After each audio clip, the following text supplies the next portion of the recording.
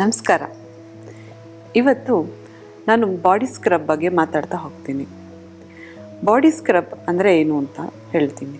Body scrub ಅಂದರೆ ಏನಕ್ಕೆ ಮಾಡ್ಕೋಬೇಕಂದ್ರೆ, ನಾವು ಮನೇಲಿ ಇರಲಿ ಆಚೆ ಇರಲಿ ನಮ್ಮ ಮೈ ಮೇಲೆ ಧೂಳುಗಳು ಕೂತ್ಕೊಳ್ತಾ ಇರತ್ತೆ. ಗೊತ್ತಿಲ್ಲದೆ ಇರೋನಿಗೆ ಅದು ಸ್ಟೋರ್ ಆಗಿ ಅದು ನಮ್ಮ ಸೆಲ್ಸನ್ನು ಡ್ಯಾಮೇಜ್ ಮಾಡ್ತಾ ಬರುತ್ತೆ. ಸೊ ಈ ಪೊಲ್ಯೂಷನ್ನಿಂದ ಆಗಿರ್ಬೋದು ಅಥವಾ ಮನೇಲೇ ಇರೋ ಹೆಂಗಸ್ರಿಗಾಗಿರ್ಬೋದು ಬೇಗ ಟ್ಯಾನಿಂಗ್ ಆಗ್ತಾ ಬರುತ್ತೆ ಮತ್ತು ಸ್ಕಿನ್ ಡಿಸ್ಕಲರೇಷನ್ ಆಗ್ತಕ್ಕೆ ಸ್ಟಾರ್ಟ್ ಆಗುತ್ತೆ. ಕೆಲವರಲ್ಲಿ ನೀವು ನೋಡಿರ್ಬೋದು, ಮುಖ ಒಂದು ಕಲರ್ ಇರುತ್ತೆ, ಕೈ ಕುತ್ತಿಗೆ ಎಲ್ಲ ಒಂದು ಕಲರ್ ಆಗಿರುತ್ತೆ. ಸೊ ಆಚೆ ನಾವು ಎಕ್ಸ್ಪೋಸ್ ಮಾಡೋಕ್ಕೆ ತುಂಬ ಹಿಂಜರಿತಾ ಇರ್ತಾರೆ ಹೆಣ್ಮಕ್ಳು. ಸೊ ಇಂಥವ್ರಿಗಾಗಿ ಈ ಉಪಾಯನ ಯೂಸ್ ಮಾಡ್ಕೋಬೋದು. ನಾವು ಮನೆಯಲ್ಲೇ ಇರುವಂಥ ಹೋಮ್ ರೆಮಿಡಿನ ನಾನು ಹೀಗೆ ಹೇಳ್ತೀನಿ. ಬಾಡಿ ಸ್ಕ್ರಬ್ಗೆ ನೀವು ಒಂದು 2 to 3 ಸ್ಪೂನಷ್ಟು ಕಾಫಿ ಪೌಡರ್ ತೊಗೋಬೇಕಾಗತ್ತೆ. ಇದಕ್ಕೆ ನೀವು ಬ್ರೌನ್ ಶುಗರ್ ಅಥವಾ ಬ್ರೌನ್ ಶುಗರ್ ಇಲ್ಲ ಅಂದರೆ ನೀವು ವೈಟ್ ಶುಗರೇ ತೊಗೋಬೋದು. ಇದಕ್ಕೆ 1 ಟೀ ಸ್ಪೂನ್ ಆಗೋಷ್ಟು ಲೆಮನ್ನು ಮತ್ತು ನಿಮ್ಮಲ್ಲಿ ಇರುವಂತಾನೆ ಕೊಕೊನಟ್ ಆಯಿಲ್ ಅಥವಾ ಆಲಿವ್ ಆಯಿಲ್ ಈ ಯಾವುದಾದ್ರೂ ಒಂದು ತೊಗೊಂಡು, ಜೊತೆಗೆ ನಿಮಗೆ ಬೇಕಂದರೆ ಅದಕ್ಕೆ ನಿಮ್ಮ ಡೈಲಿ ನಿತ್ಯ ನೀವು ಯೂಸ್ ಮಾಡುವಂಥ ಯಾವುದಾದ್ರೂ ಸೋಪು ಅಥವಾ ನೀವು ಲಿಕ್ವಿಡ್ ಸೋಪನ್ನು ಅದಕ್ಕೆ ಯೂಸ್ ಮಾಡಿಕೊಂಡು ಅಥವಾ ಬಾಡಿ ವಾಶ್ನ ಯೂಸ್ ಮಾಡಿಕೊಂಡು ಅದನ್ನು ಒಂದು ಪ್ಯಾಕ್ ಆಗಿ ನೀವು ರೆಡಿ ಮಾಡ್ಕೋಬೇಕಾಗತ್ತೆ. ಇದಕ್ಕೆ ಇನ್ನೂ ಹೆಚ್ಚಾಗಿ ಬೇಕಾದಲ್ಲಿ ನೀವು ಸ್ವಲ್ಪ ರೋಸ್ ಪೆಟಲ್ಸ್ ಕೂಡ ಮಿಕ್ಸ್ ಮಾಡಿಕೊಂಡು ಇದೆಲ್ಲವನ್ನು ಒಂದು ಬೌಲಲ್ಲಿ ಮಿಕ್ಸ್ ಮಾಡಿ ಇಟ್ಕೊಂಡು ಸ್ನಾನಕ್ಕೆ ಹೋಗೋಕ್ಕೆ ಮುಂಚೆ ನೀವು ಇದನ್ನು ಬಾಡಿನ ಒದ್ದೆ ಮಾಡ್ದೇ ಸ್ಕ್ರಬ್ ಮಾಡ್ಕೋಬೇಕಾಗತ್ತೆ. ಯಾವಾಗ ಇದನ್ನು ನೀವು ಸ್ಕ್ರಬ್ ಮಾಡ್ಕೋತೀರ ನಿಮ್ಮ ಮೈ ಮೇಲಿರುವ ಡೆಡ್ ಸೆಲ್ಸ್ ಎಲ್ಲ ಬರ್ತಾ ಹೋಗುತ್ತೆ. ಇದೆಲ್ಲ ನೀವು ಮಸಾಜ್ ಮಾಡ್ದಂಗೆ ನಿಮಗೆ ಗೊತ್ತಾಗತ್ತೆ. ನೀವು ಒಂದು ಸ್ಕ್ರಬ್ಬಲ್ಲೇ ನಿಮ್ಮ ಅದರ ರಿಸಲ್ಟ್ ನಿಮಗೆ ತಿಳಿತಾ ಹೋಗುತ್ತೆ. ನೀವು ಸ್ಕ್ರಬ್ ಮಾಡ್ದಂಗೆ ನಿಮ್ಮಲ್ಲಿ ಒಂದು ಲೇಯರ್ ಏನು ಇರುತ್ತೆ, ಒಂದು ಟ್ಯಾನಿಂಗ್ ಆಗಿರ್ಬೋದು ಅಥವಾ ಡೆಡ್ ಸೆಲ್ಸ್ ರಿಮೂವ್ ಆಗ್ತಾ ಬರುತ್ತೆ. ಇದನ್ನು ವಾರದಲ್ಲಿ 1 ಸಲ ಅಥವಾ 2 ಸಲ ಮಾಡ್ತಾ ಹೋದಲ್ಲಿ ನಿಮಗೆ ಈ ರಿಸಲ್ಟ್ ನಿಮಗೆ ಕಾಣ್ತಾ ಹೋಗುತ್ತೆ. ಸೊ ಇದು ನೀವು ಬಾಡಿ ಫುಲ್ ಮಾಡ್ಕೋಬೋದು. ಕುತ್ತಿಗೆ ಮತ್ತು ಬಾಡಿ, ಕಾಲು, ಕೈ ಮತ್ತು ಈ ನಕಲ್ಸ್ ಎಲ್ಲ ಕಡೆ ಮಾಡ್ಕೊಳ್ತಾ ಬಂದಾಗ ನಿಮಗೆ ಒಳ್ಳೆ ಗ್ಲೋ ಬರ್ತಾ ಹೋಗುತ್ತೆ. ನೆಕ್ಸ್ಟ್ ನಾವು ಕೆಲವರಲ್ಲಿ ನಾವು ಹೇಳ್ತಾರೆ ತುಂಬ ನಮ್ಗೆ ಆಚೆ ಹೋಗೋಕ್ಕೆ ಹಿಂಸೆ ಆಗುತ್ತೆ, ಬಾಯಿ ಮತ್ತು ದೇಹ ತುಂಬ ದುರ್ಗಂಧ ಬರ್ತಾ ಇರುತ್ತೆ. ನಾವು ಯಾವುದೇ ಬಾಡಿ ಸ್ಪ್ರೇ ಹಾಕಲಿ 1 ಅವರ್ ಮೇಲೆ ನಿಲ್ಲಲ್ಲ, ತುಂಬ ದುರ್ಗಂಧ ಬರುತ್ತೆ, ಆಚೆ ಹೋಗೋಕ್ಕೆ ಹಿಂಸೆ ಆಗುತ್ತೆ ಅಂತ. ಇದಕ್ಕಾಗಿ ಮನೆಮದ್ದು ಏನಂದರೆ ಫಿತ್ಕರಿ ಅಥವಾ ಆಲಮ್ ಅಂತ ಹೇಳ್ತೀವಿ. ಇದು ನೀವು ನೋಡೋಕ್ಕೆ ಒಂದು ವೈಟ್ ಕಲರ್ ಬಾಕ್ಸ್ ಶೇಪಲ್ಲಿ ಸಿಗುತ್ತೆ, ಅಥವಾ ನೀವು ಅಮೆಝಾನಲ್ಲ ಅಥವಾ ಯಾವುದ್ರಲ್ಲಾರು ಆರ್ಡ್ರ್ ಮಾಡಿದ್ರೆ ನಿಮಗೆ ಸ್ಕ್ವೇರ್ ಶೇಪಲ್ಲೇ ಸಿಗುತ್ತೆ.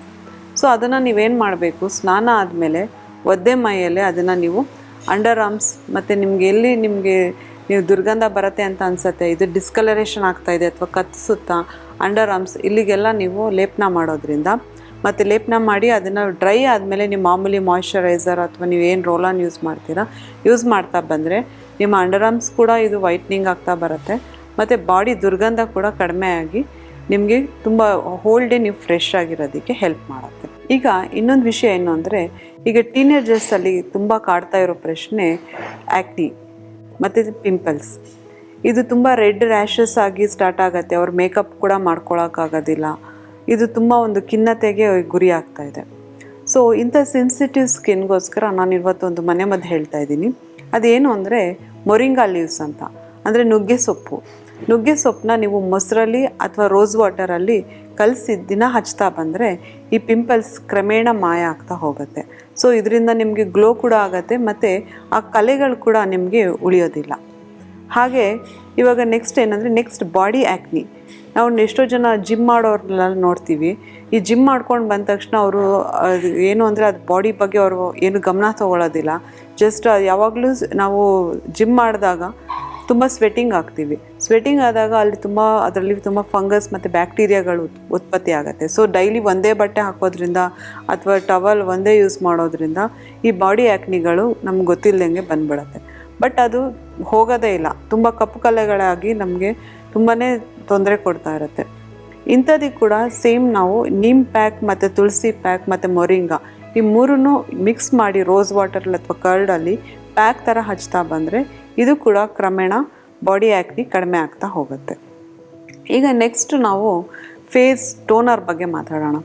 ನಾವು ಲಾಸ್ಟ್ ಎಪಿಸೋಡಲ್ಲಿ ಕ್ಯುಕುಂಬರು ಮತ್ತು ಅಕ್ಕಿ ನೀರು ಮತ್ತು ಲೆಮನ್ ಹಾಕಿ ರೋಸ್ ಅಂದರೆ ಏನು ಟೋನರ್ ಮಾಡ್ಕೊಳಕ್ಕೆ ಹೇಳಿದ್ದೆ. ಇದರಲ್ಲಿ ಒಂದೇ ಒಂದು ಇಂಗ್ರೀಡಿಯೆಂಟಿಂದ ನಿಮ್ಮ ಎಲ್ಲ ಸ್ಕಿನ್ ಸಮಸ್ಯೆ, ಪಿಂಪಲ್ಸ್ ಇರ್ಬೋದು, ಆ್ಯಕ್ನಿ ಇರ್ಬೋದು, ಅಥವಾ ಅನ್ಇವನ್ ಟೋನ್ಸ್ ಇರ್ಬೋದು, ಇದು ಎಲ್ಲದಕ್ಕೂ ಒಂದೇ ಮನೆ ಮದ್ದಂದರೆ ವೀಳ್ಯದೆಲೆ. ವೀಳ್ಯದೆಲೆನ ಚಿಕ್ಕ ಚಿಕ್ಕ ಪೀಸಾಗಿ ಕಟ್ ಮಾಡಿ ಕುದಿಯೋ ನೀರಲ್ಲಿ ಚೆನ್ನಾಗಿ ಕುದಿಸಿ ಇದನ್ನು ನೀವು ಒಂದು ಬಾಟ್ಲಲ್ಲಿ ಸ್ಟೋರ್ ಮಾಡಿಕೊಂಡು ಇದನ್ನು ಡೈಲಿ ನೀವು ಟೋನರ್ ಆಗಿ ಯೂಸ್ ಮಾಡ್ಕೋತಾ ಬಂದರೆ ನಿಮ್ಮ ಮುಖದಲ್ಲಿರುವಂಥ ಕಲೆಗಳು, ಅನ್ಇವನ್ ಟೋನ್ಸ್, ಪಿಂಪಲ್ಸ್ ಮತ್ತು ಓಪನ್ ಪೋರ್ಸ್ ಎಲ್ಲ ನಿಮಗೆ ಮಾಯ ಆಗ್ತಾ ಬರುತ್ತೆ. ಇದನ್ನು ನೀವು ಒಂದು ವಾರದಲ್ಲೇ ನೀವು ಈ ರಿಸಲ್ಟ್ನ ಕಾಣ್ಬೋದು. ನೆಕ್ಸ್ಟ್ ನಾವೇನು ಬಾಡಿ ಡಿಟಾಕ್ಸಿಫೈ ನೋಡಿದ್ವಿ, ಹಾಗೆ ಫೇಸ್ ಕೂಡ ಡಿಟಾಕ್ಸಿಫಿಕೇಷನ್ ಬೇಕಾಗತ್ತೆ. ಸೊ ತ್ರಿಫಲ ಚೂರ್ಣ ಅಂತ ನಿಮ್ಗೆ ಸಿಗುತ್ತೆ ಈ ಮೆಡಿಕಲ್ ಸ್ಟೋರಲ್ಲಿ ಅಥವಾ ಗ್ರಂಥಿಗೆ ಅಂಗಡಿಗಳಲ್ಲಿ ನಿಮಗೆ ತ್ರಿಫಲ ಚೂರ್ಣ ಅಂತ ಸಿಗುತ್ತೆ. ಈ ತ್ರಿಫಲ ಚೂರ್ಣವನ್ನು ತೊಗೊಂಬಂದು ಮೊಸರಲ್ಲಿ ಅಥವಾ ರೋಸ್ ವಾಟರಲ್ಲಿ ಮಿಕ್ಸ್ ಮಾಡಿ ಹಚ್ತಾ ಬಂದರೆ ಮುಖದಲ್ಲಿ ಇರುವಂಥ ಬೇಡವಾದ ಒಂದು ಕಲೆಗಳಾಗಿರ್ಬೋದು ಅಥವಾ ಅನ್ವಾಂಟೆಡ್ ಇದು ಸೆಲ್ಸ್ ಇರ್ಬೋದು ಅಥವಾ ಎಲ್ಲ ಇದು ಡಿಟಾಕ್ಸಿಫೈ ಆಗಿ ಮುಖ ತುಂಬ ಗ್ಲೋ ಕೂಡ ಬರುತ್ತೆ. ಯಾವುದೇ ಕಲೆಗಳಿರಲ್ಲ.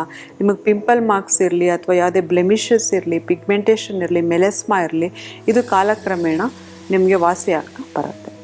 ನೋಡಿದ್ರಲ್ಲ ವೀಕ್ಷಕರೇ, ಈ ಸಂಚಿಕೆಯಲ್ಲಿ ನಾವು ಬಾಡಿ ಸ್ಕ್ರಬ್ ಮತ್ತು ಅನ್ಇವನ್ ಸ್ಕಿನ್ ಟೋನ್ ಇದ್ರ ಬಗ್ಗೆ ಎಲ್ಲ ನಾವು ಗಮನ ಕೊಟ್ವಿ. ಮುಂದಿನ ಸಂಚಿಕೆಯಲ್ಲಿ ಮತ್ತಷ್ಟು ಬ್ಯೂಟಿ ಟಿಪ್ಸ್ನೊಂದಿಗೆ ನಿಮ್ಮ ಮುಂದೆ ಬರ್ತೀನಿ. ನಮಸ್ಕಾರ.